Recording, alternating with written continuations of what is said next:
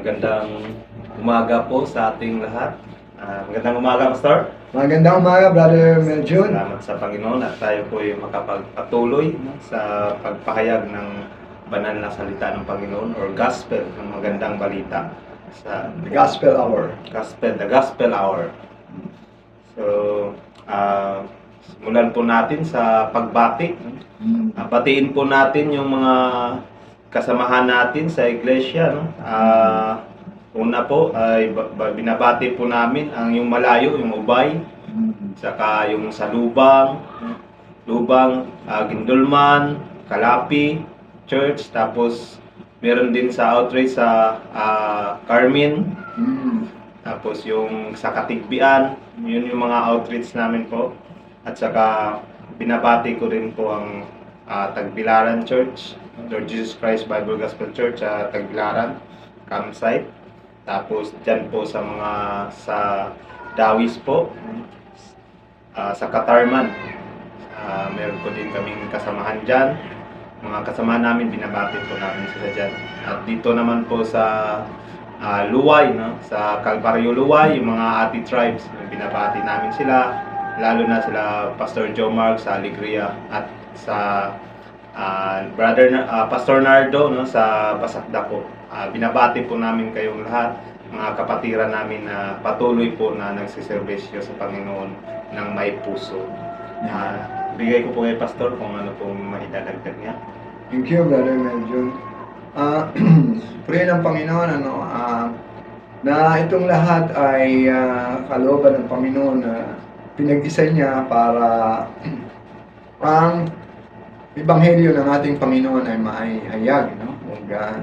Nagpapasalamat tayo sa iyang binigay na pamilya para tayong lahat ay magkaisa sa pananampalataya, sa ating pagserbisyo at pagmamahal sa ating Diyos. At nagpasalamat nga tayo na kasamahan natin dito ay sa Lord Jesus Christ Bible Gospel Church, no? Na nandito sa iba't ibang bahagi ng Bohol, no? At kasama rin natin yung mga ano kasi ito bali sabihin na natin worldwide gani, no? Pray ng Panginoon na ang Diyos talaga ang nag-isa sa atin para magkasama-sama sa online ministry. At nagpapasalamat nga tayo dahil nandito na tayo sa chapter 16 ng Matthew, no? At nagpapasalamat tayo na muli ay makakapaghayag tayo at makakapakinig tayo ng salita ng Diyos. So, una, batiin din natin ang ating pinaka-elder natin, lalo na sila Pastor Otelo Caturan, Pastor Dr. Otelo Caturan, mga ang misis niya, Sister Lenny, no? Batiin din natin. At hindi na natin pag-iisa-isa yung mga pangalan dahil ang haba talaga gusto nga sana namin pero siyempre nililimitahan din namin yung oras. Okay, so magsimula na tayo mga kaigsunan natin sa ating mga kapatiran sa ating The Bible Gospel Hour online ministry. Okay, ibigay ko ang panahon kay Brother Meljon sa pagbasa sa unang bahagi ng ating pag-aaral sa Mateo chapter 16. So, babasahin ko po yung verse 1, no, hanggang verse 22. At babasahin ko ito sa wikang Bisaya. Bisaya to kasi sa akin. Okay. So Bisaya muna ako magbabasa. Sige, sunod ko po sa verse 1. Ang mga Pariseo usab uban sa mga Saduceo niabot og matintalon nga mitungha kaniya nga siya magpakita kanila sa usa ka ilhanan gikan sa langit. Verse 2, siya mitubag og miingon ngadto kanila sa diha nga gabii na kamo mag-ingon kini maayo ang panahon kay ang langit pula. Verse 3, ug sa pagkabuntag kini mumaot ang panahon karong adlaw kay ang langit pula ug nagadag-om o kamo mga tigpakarong ingnon kamo makaila sa dagway sa langit apan kamo dili ba makaila sa mga ilhanan sa kapanahunan. Verse 4, ang usa ka dautan sa mapanawon nga kaliwatan nagapangita sa usa ka ilhanan ug walay ilhanan nga igahatag ngadto niini gawas sa ilhanan ni propeta Jonas. Ug siya mibiya kanila og migikan. Verse 5, ug sa diha nga ang iyang mga tinun-an nahiabot sa pikas daplin sila nakalimot sa pagdala og tinapay. Verse 6, unya si Jesus miingon ngadto kanila pagmatngon o pagbantay sa tigpapatubo sa mga Pariseo o sa mga Saduceo. Og sila tarungan diha sa ilang mga kaugalingon nga nagaingon kini tungod kay kita wala nakadala og tinapay. Verse 8, nga sa diha nga si Jesus nakasabot siya miingon ngadto kanila o kamo nga gagmay og pagtuo nganong nangatarungan kamo diha sa inyong mga kaugalingon tungod ba kay kamo wala nakadala og tinapay.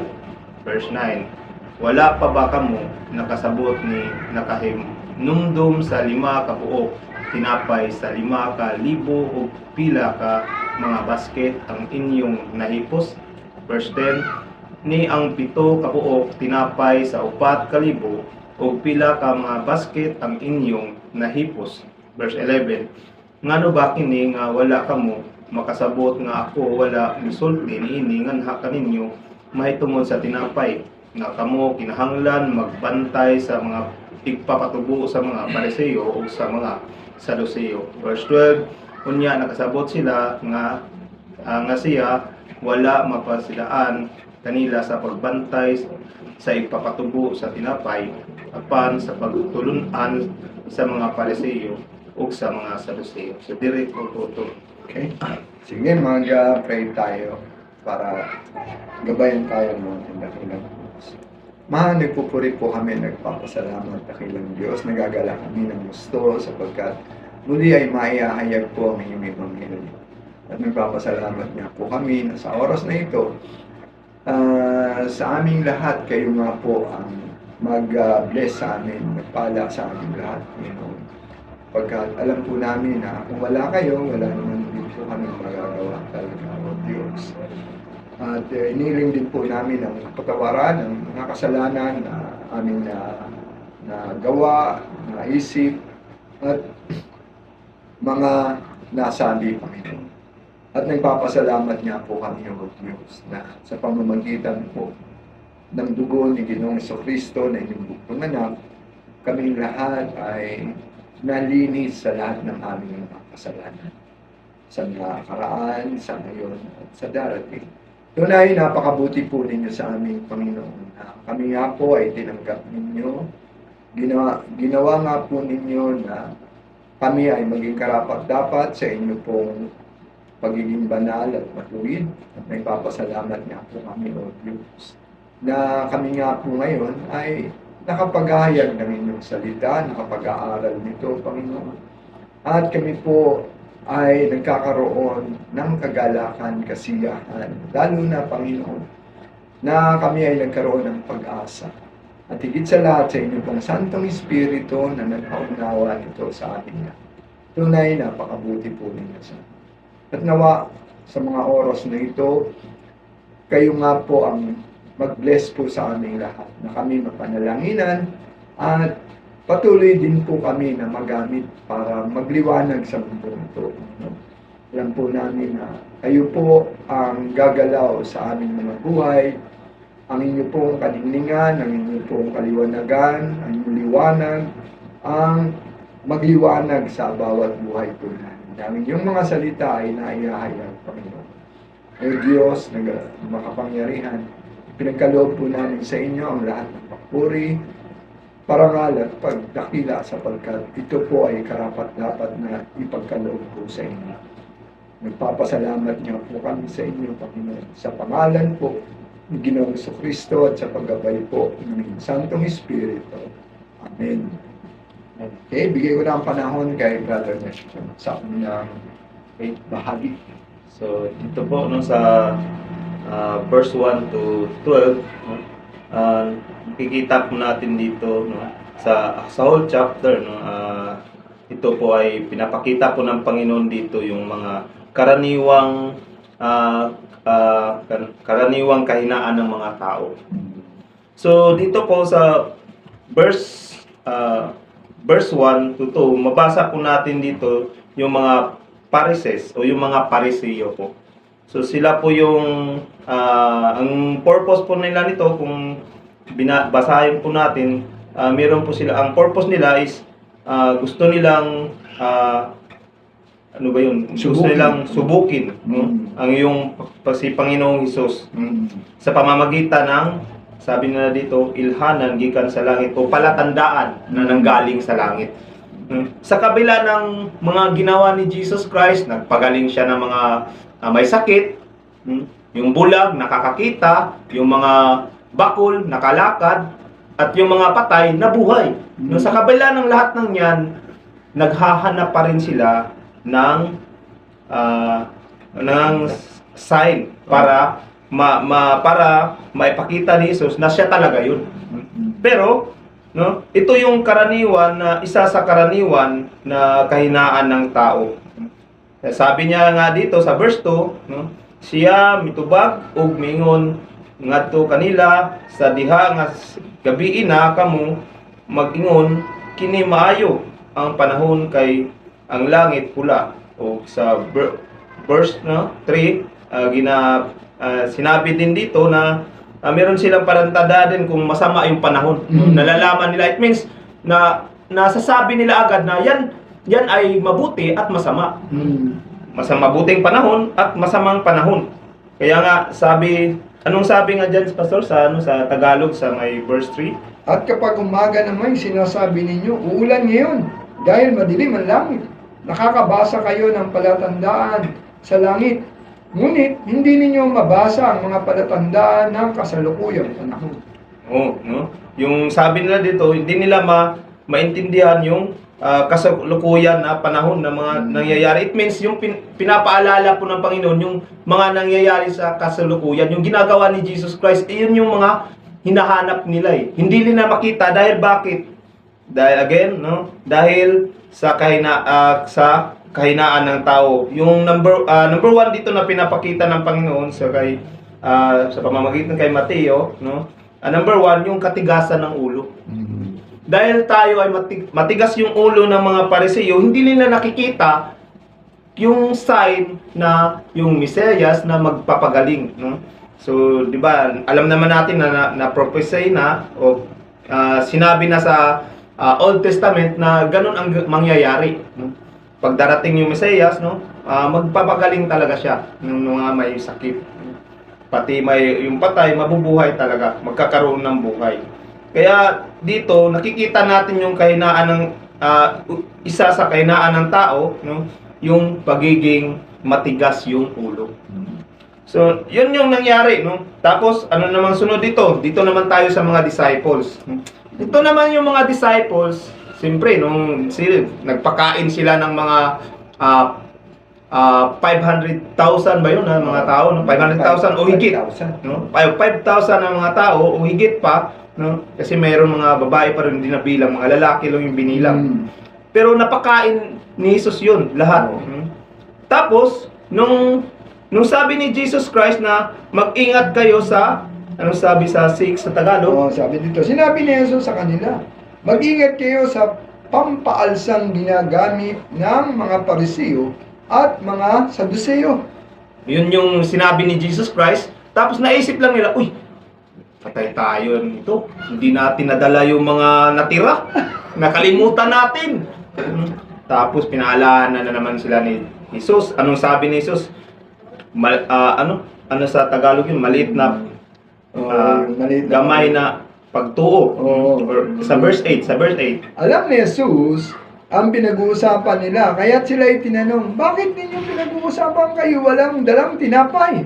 Napakaliit ng inyong pananampalataya. Okay, sabi doon, napakaliit ang inyong pananampalataya. Again, ito na naman yung problema or ito na naman yung isa sa kahinaan ng tao, yung maliit yung pananampalataya. Dapat matibay po yung pananampalataya natin. No, 'di ba pinakita ni Jesus Christ na pinakain niya yung 5,000 na tao, nakakain sila lahat, may sobra pa. Tapos hindi nila naisip na kaya pa rin gawin ni Jesus Christ yun. Dapat tayo, nung maniwala tayo palagi, hindi tayo yung nandun lang tayo, tapos pagka lipas na ng ibang araw, hindi na tayo naniwala. Maliit na yung pananampalataya natin. Everyday dapat, malaki yung pananampalataya natin sa Panginoon. Although meron tayong kahinaan, pero dapat surrender natin sa Panginoon yun. Suko natin sa Panginoon. So, ganun po yung nangyari sa mga disciples. No? Na ngayon, kaya nga dito sa 12 is, naintindihan na nila kung anong ibig sabihin ni Jesus Christ.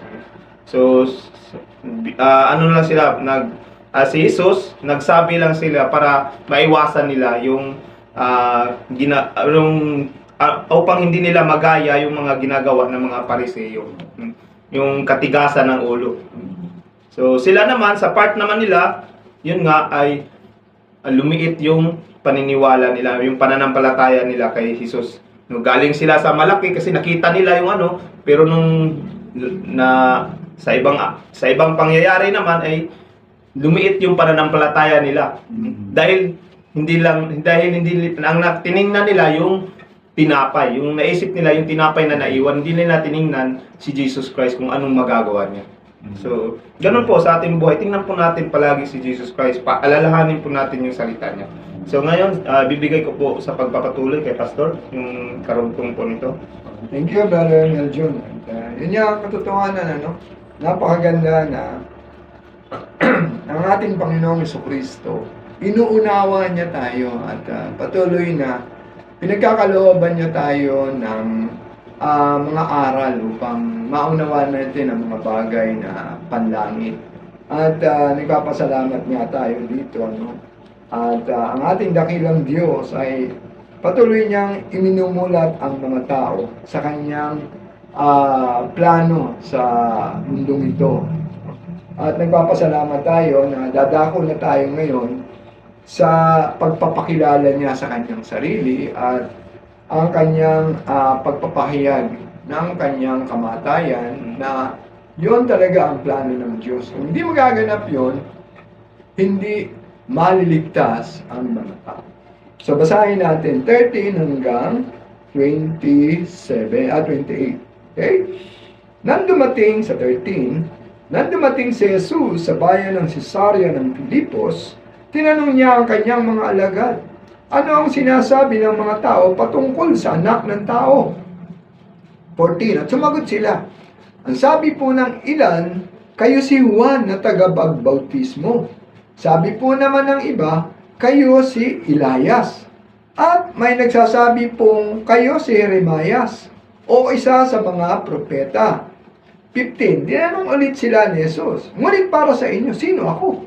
16. Sumagot si Simon Pedro, kayo po ang Kristo, ang anak ng Diyos na buhay. 17. Sinabi sa kanya ni Jesus, mapalad ka, Simon, na anak ni Jonas, sapagkat ang katotohanan ito'y hindi inihayag sa iyo ng sino mang tao, kundi ng aking Ama na nasa langit.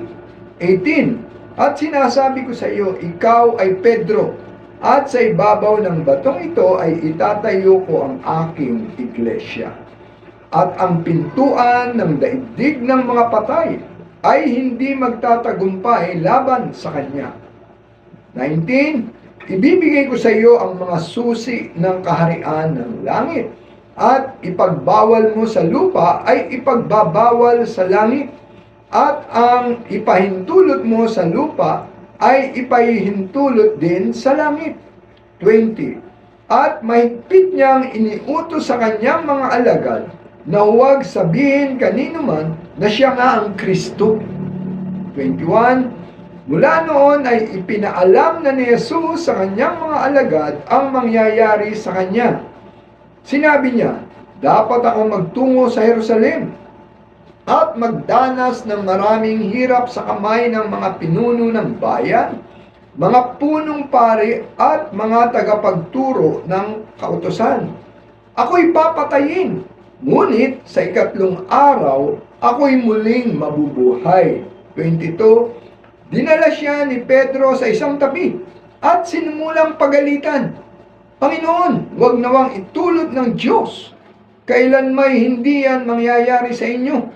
23. Ngunit hinarap siya ni Jesus at sinabihan, umalis ka sa harapan ko, Satanas. Hadlang ka sa aking landas. Ang iniisip mo'y hindi sa Diyos kundi sa tao.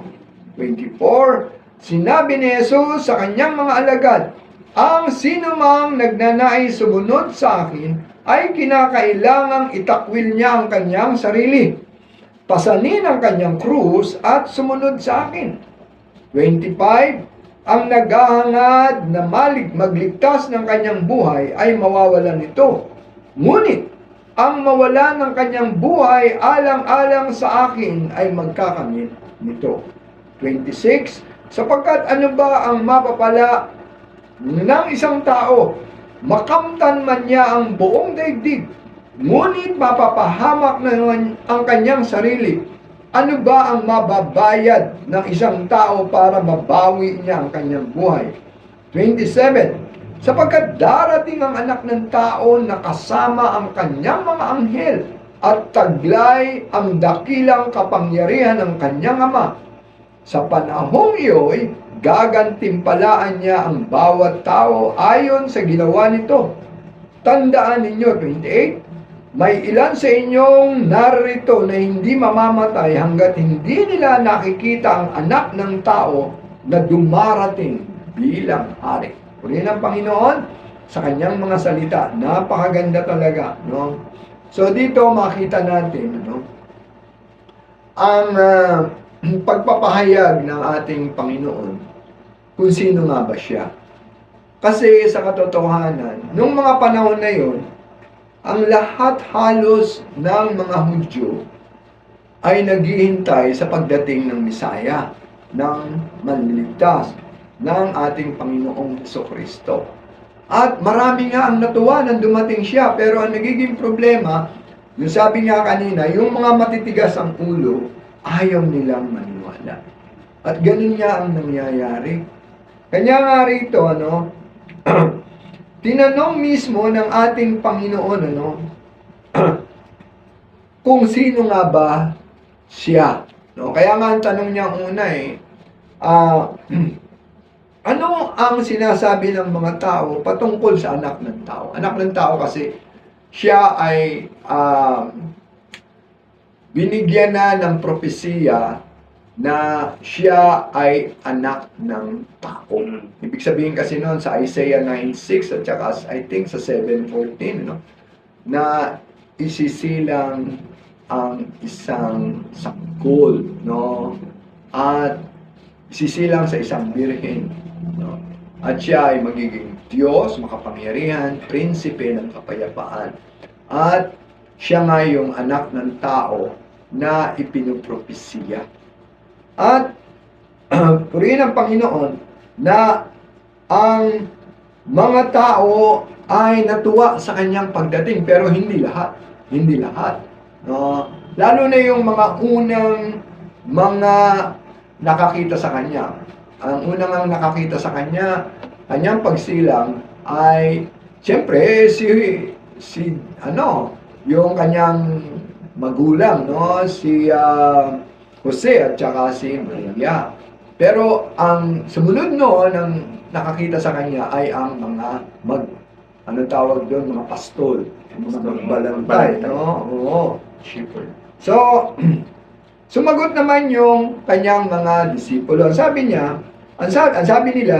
po ng ilan, kayo si Juan na tagapagbautismo. Sabi po naman ng iba, kayo si Elias.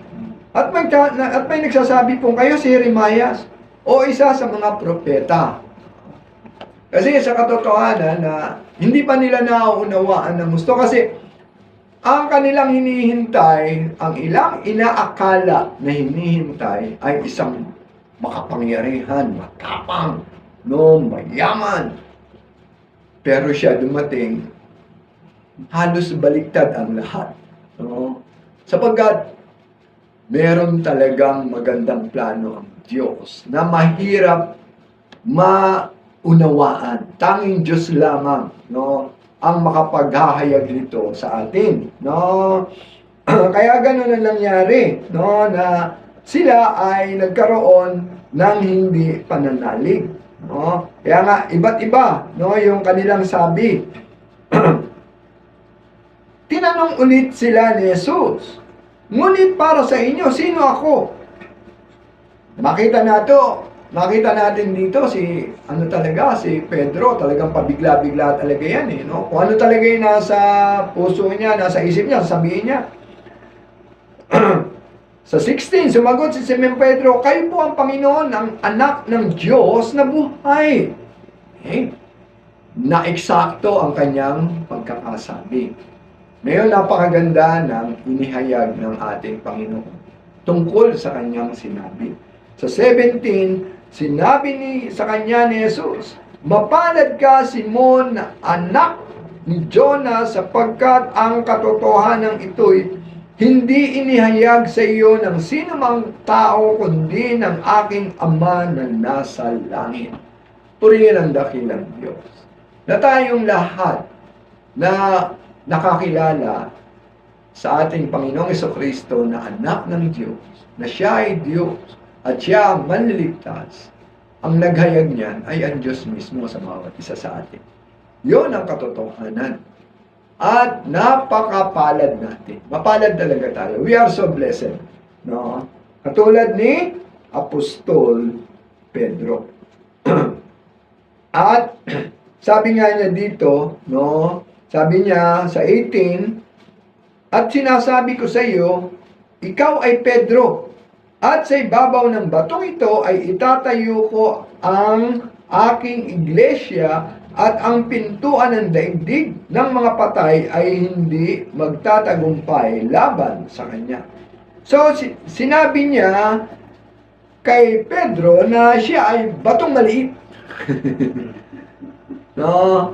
At purihin ang Panginoon, doon medyo nagkakaroon ng kalituhan yung mga tao na ang akala nila siya yung pundasyon, siya yung bato, yung sinabi na ikalawa, yung sinabi dito na at sa ibabaw ng batong ito, kasi yung batong yon si Ginoong Jesucristo yon, hindi si Pedro. No, si Pedro maliit na bato. Kasi siya lang ang makapagtatayo, no, ng kanyang sariling pamilya, kanyang sariling simbahan. At siya lang ang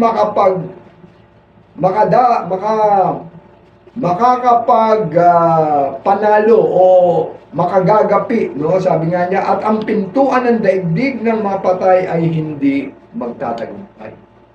Hindi pwedeng tao yun. Kasi tao lang si Pedro, paano niya magagawa yun? Okay? So, ito yung sinasabi niya, no?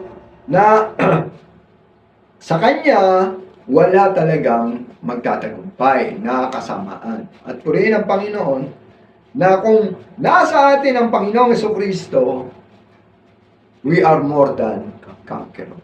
Purihin ang Panginoon na yun ay binibigay sa atin. Tapos, sabi nga niya dito kay Pedro, ibibigay ko sa iyo ang mga susi ng kaharian ng langit. Yun, tataka kayo. Ano nga ba talaga yung susi ng langit? Ang susi ng langit ay ang ebanghelyo ng Panginoon. Siya ang unang apostoles na naghayag ng kaligtasan, ng ebanghelyo sa panahon ng Pentecoste. Amen. Na 3,000 ang naligtas. At purihin ang Panginoon na yon ang sinasabi ng Panginoon sa Kanya, na nasa Kanya ang susi. At tayong lahat ay nagiging susi rin kapag tayo ay naghahayag ng ebanghelyo ng ating Panginoong Jesucristo. At yun ang katotohanan. Kasi kung hindi natin ihahayag, paano sila maniniwala? Diba? Kanya nga ang sabi doon, napakaganda ng mga paa ng mga tao na nagdadala ng mabuting balita sa daigdig, no? Kung saan-saan panigan. Nagpapasalamat tayo sapagkat tayo ay inutusan ng Diyos. Tayo ay pinili ng Diyos para maghayag, para maging susi. Walang makakagawa nito kundi ang Diyos lamang. Kasi yung Espiritu niya ang pumasok sa buhay natin. Siya ang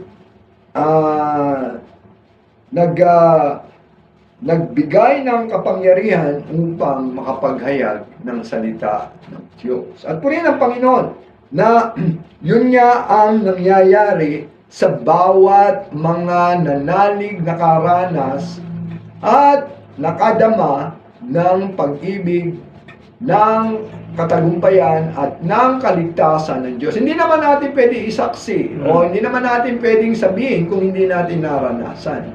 At purihin ang Panginoon na tayong lahat ay pinagkalooban ng Diyos para maging liwanag sa mundong ito. Kasi kapag ang isang tao hindi pa naliligtas, nasa kadiliman siya. Kaya nga tayo ay tinawag na mga ilaw o kahayag o tagapagdala ng kaligtasan ng ating Panginoon sa Kristo. Kaya nga sabi niya dito, ang ipagbawal mo sa lupa ay ipagbabawal sa langit, at ang ipahintulot mo sa lupa ay ipahintulot din sa langit. Bakit? Kasi kapag ang isang tao ay naging leader, no, ang Santong Espiritu nasa atin, no, nasa mga leader, at siya ay ginagabayan ng Diyos. Kanya nga, ang sabi dito, kung nasa atin ang Espiritu ng Diyos, ang ipagbawal sa lupa, ipagbabawal sa langit. Kasi ang lahat ng yan galing sa Diyos. At yun ang nasusunod. Kaya nga, ang sabi doon, ano yung Ama namin? Masunod ang kalooban mo dito sa lupa para nang nasa langit. Purihin ang Panginoon. At hindi natin magagawa yan kung wala ang Espiritu ng Diyos sa atin. Pero, yun nga, naging banal tayo, naging blessed tayo, pinagpala tayo dahil ang Espiritu ng Diyos, nang tinanggap natin si Ginoong Jesucristo, nilinis tayo, at ang kanyang Espiritu ay pumasok sa buhay natin. At tayo ay ginagabayan ng Diyos. At ano ang nangyari? Sabi niya dito, at mahigpit niyang iniutos sa kanyang mga alagad na huwag sabihin kanino man na siya nga ang Kristo. Kasi hindi pa panahon, mayroong panahon ng Diyos. Okay? Sa mga tao, maaaring meron silang sarili nilang panahon, pero ang Diyos, merong kanyang panahon. At napakahalaga na ang kanyang kalooban ang permanente na masunod, lalo na sa mga buhay ng mga pinili ng ating Panginoon. At yun nga, sabi dito, pagkatapos noon, ipinaalam na ni Jesus ang mangyayari sa kanya. Ito ang napakaganda, mga kapatiran. Kasi makikita natin ang kapangyarihan ng ating Diyos, ng ating Panginoon Jesucristo. Kasi lahat alam niya. Ang darating, ang magaganap, alam niya. At purihin ang Panginoon na sinabi niya ito para na maunawaan na nila kung ano ang plano ng Diyos. Kanya nga lang, yun nga, ang sabi nga kanina, kadalasan nagiging mahina ang pananampalataya o kaya ang nangyayari hindi nauunawaan yung plano o ang kanyang kalooban ang nasusunod. So, ang nangyari dito, sinabi niya, dapat akong magtungo sa Jerusalem at magdanas ng maraming hirap sa kamay ng mga pinuno ng bayan, mga punong pari at mga tagapagturo ng kautusan. Ako'y papatayin, ngunit sa ikatlong araw ako'y muling mabubuhay. So, ano nangyari? Nabigla si Pedro. Ano nangyari? Dinala siya ni Pedro sa isang tabi at sinimulang pagalitan. Grabe. Yung biro mo, yung apostoles, nagalit sa Ginoo. Kasi nagalit siya. Sabi, hindi ang mangyayari. Yon ang problema sa atin. kapag ka hindi tayo nakikinig ng gusto, Mm. at kapag ka hindi natin inuunawa ng gusto ang sinabi ng Diyos, ng ating Panginoon, mawawala tayo sa kapangyarihan at paggabay ng Diyos. So ano ang nangyari? Ano ang sabi ng Panginoon sa kanya? Umalis ka, sabi niya. Ngunit hinarap siya ni Jesus at sinabihan, umalis ka sa harapan ko, Satanas. Kanina, kasasabi pa lang, napakapalad mo, Pedro. Pero ngayon, ano nasabi sa kanya? Satanas, umalis ka sa harapan ko. No? Hadlang ka sa aking landas. Ang iniisip mo'y hindi sa Diyos, kundi sa tao. At, tignan natin. Kasi, si Pedro, hindi niya inunawa yung huling sinabi ng Panginoon. Yung, after 3 days, mabubuhay akong maguli. Kasi, ang nakita niya ngayon doon, kasi yung kaagad yung, mamamatay ka, paano na ako? Di ba kasi, iniwan ni Pedro yung pamilya niya, iniwan niya yung kanyang panak buhay, no? Paano na mangyayari sa kanya? No? So, makita natin doon, yung hindi pagkaalam sa plano ng Diyos. Kaya nga, purihin ang Panginoon, na tayo ay tinuturuan ng Diyos. Sa bagay, kung ating titignan dito, sila ay wala pa sa espirituhanon na pamumuhay. Kay wala pa naman yung espiritu ng Diyos diyan sa kanila. Bali, ang nangyayari sa kanila noon is, yun lang kanilang isipan ang nagaganap. Pero yun nga, anuhan dito, dapat kasi yung pangyayari na sabi, di ba sabi ni Apostol Pedro doon sa nung umalis na yung mga nanalig sa Panginoon dahil sinabi ng Panginoon, kailangan kainin ninyo ang aking laman at ang aking dugo. No? Hindi nila maunawaan, umalis sila. Tapos sinabi niya kay Pedro, kayo ba aalis din? O sa mga apostoles? Ano sabi ni Pedro? Wala naman kaming ibang mapupuntahan eh. Nasa iyo ang buhay na walang hanggan at ang salita ng buhay. At dapat nagpatuloy siya sa ganun. Kaya lang, ganun nga ang nangyari na siya hindi gaanong nakinig ng gusto at sinunod niya ang kanyang isipan. No? At ganoon ang nangyari sa kanya. No? At ito ang paliwanag ng ating Panginoong Kristo. Kaya nga sabi niya, sa kanyang mga alagad at sa ating lahat, ang sino mang nagnanais sumunod sa akin ay kinakailangang itakwil niya ang kanyang sarili. Okay? So napakahalaga nun. Kasi baliktad ang prinsipyo ng Diyos. Sa mundong ito, inuuna yung sarili. Inuuna pirme yung mundong ito. Pero sa atin, hindi. Ang dapat nating unahin ay ang Diyos, ang ating Panginoon, kung ano ang plano niya, yun dapat ang masunod. No? Kaya nga sabi niya dyan, pasanin ang kanyang krus. Ano ang ibig sabihin ng pasanin ang kanyang krus? Ang pagpapasa ng krus ay ang pagtanggi sa lahat ng ating kagustuhan, sa lahat ng pagnanasa ng ating laman. Yun ang pagpapasan ng krus na sinasabi ng ating Panginoon. Kahit ang ating mga kaisipan hindi dapat masunod at napakahirap nun gawin. Yun ang ating sakripisyo at purihin ng Panginoon. Kapag ka napagtagumpayan natin yun, makikita natin ang napakagandang plano ng Diyos sa ating buhay. Kasi titignan natin ang gusto at maunawaan natin ang gusto ang ating Panginoong Diyos at ang kanyang plano sa bawat buhay natin. Kaya nga sabi niya dito, ang naghahana at sumunod sa akin, ang naghahangad na magligtas ng kanyang buhay ay mawawalan nito. Ngunit ang mawala ng kanyang buhay alang lang sa akin ay magkakamit dito. Purihin ng Panginoon. Kanya nga, napakapalad natin na pagkaloob natin ng ating buhay diyan sa Kanya. Kasi kapag ka na gano'n na ang nangyari, tayo ay magiging matagumpay sa lahat ng ating gagawin. Bakit? Kasi siya na ang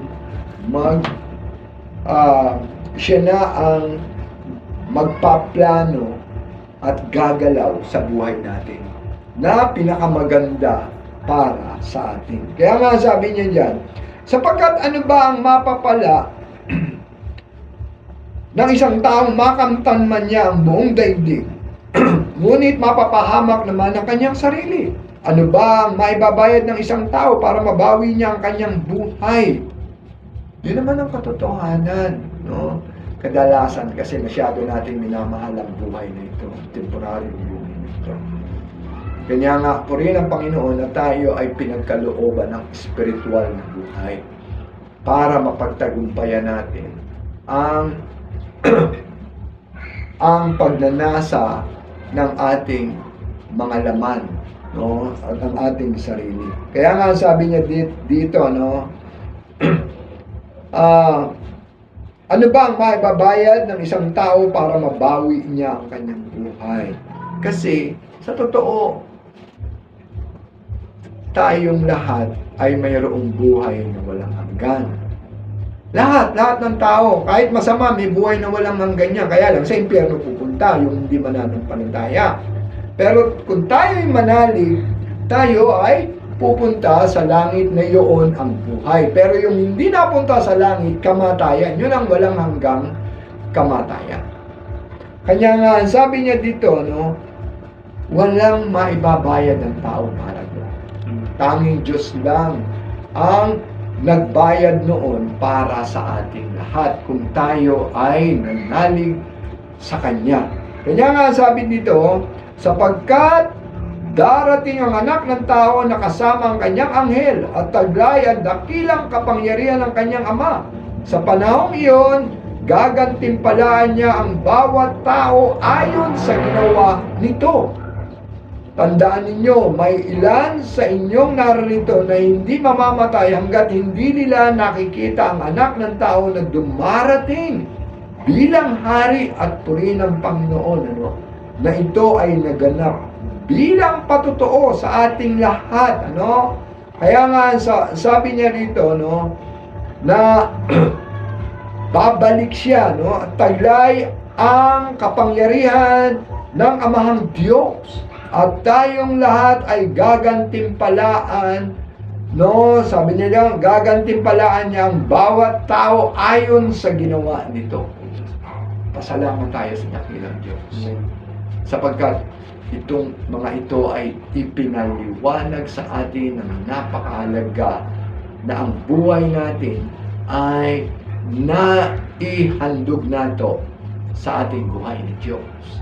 Sapagkat tayo ay mayroong gantimpala at purihin ng Panginoon. Yun ang ating pag-asa. Tignan ninyo, magugulat na lang kayo. Merong katulad ni Moises. Si Moises, iniwan niya yung pagiging prinsipe para sa gantimpala ng ating Ginoong Kristo.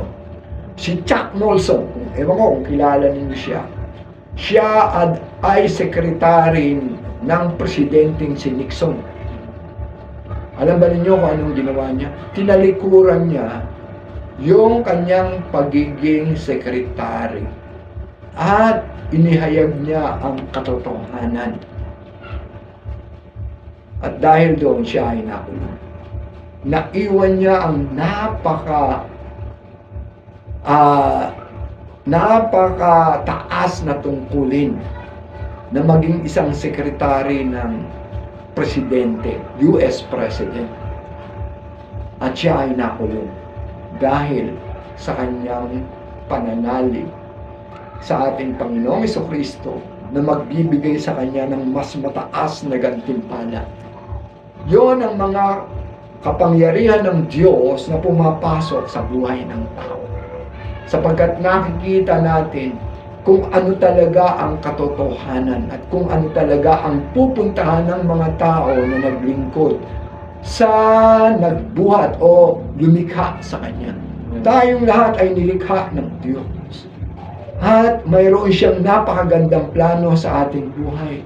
Sana yun ang makita natin. Hindi itong temporaryong buhay na ito. Merong napakagandang plano ng Diyos. Tanggapin natin si Ginoong Jesucristo at mauunawaan natin ang lahat. At tayo ay magkakaroon ng napakagandang buhay.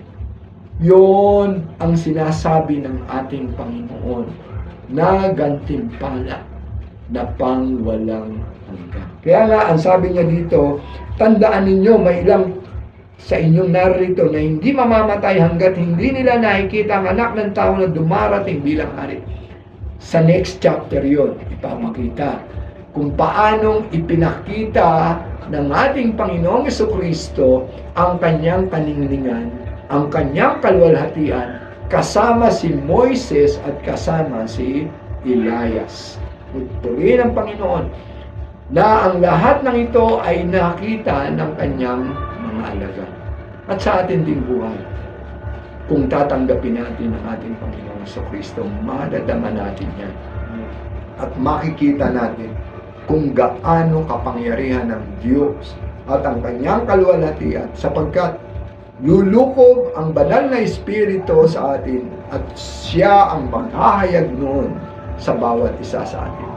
Sa ating buhay ngayon, kung hindi pa natin natatanggap si Ginoong Jesucristo at hindi pa natin nauunawaan ang plano ng Diyos, tanggapin natin siya bilang ating Panginoon at tagapagligtas at paniwalaan natin siya na maipagkaloob natin ang ating buhay at tayo ay magkakaroon ng buhay na walang hanggan. Purihin ang Panginoon. Yun ang gusto ng Diyos sa bawat buhay. Okay? Baka meron ka pa idadagdag. Natuwa lang ako sa part kay Peter. Sinabi na alam na niya, pero kaso lang yung pagiging yung pagiging mahina natin sa tao, yung isa dito yung ignorance ka ba, yung bang alam mo na pero parang hindi mo pa rin tanggap, yung ganun ba? Alam mo na pero hindi mo pa rin tanggap, yung ganun, ignorance, yung tawag sa Tagalog nun. Yung parang alam na ignorante. So ganun po, no? Yung inosente, iba naman yung inosente, iba naman yung ignorante. Yung isa din to sa kahinaan na pinapakita dito ng Panginoon. Pero yun nga, ang gagawin lang natin is only deny ourselves. To deny ourselves, no? Di natin patitigasin ang ating ulo, no? Yung pananampalataya natin dapat malaki. At dapat paniwalaan natin yung sinasabi ni Jesus Christ, no? Para matanggap natin. Kasi yung sa pamamagitan ng paniniwala mo, matatanggap mo siya. Acceptance. Acceptance na hindi mo kayang idigtas sa sarili mo, na kaya ni Jesus, na hindi kaya mo. Yung ganun. At doon mo isusuka yung sarili, yung mga kasalanan mo. Yan po, no? Salamat po sa patuloy niyong pakikinig at Pastor. Okay, so manamilit namin sa Bisaya. So salamat sa inyong pakikinig at nanalig ako na tayong lahat ay pinagpala ng Panginoon. So ako si Pastor Sirio De Jesus. Ako naman si Brother Meljon Macalam. And God bless you. us. So pray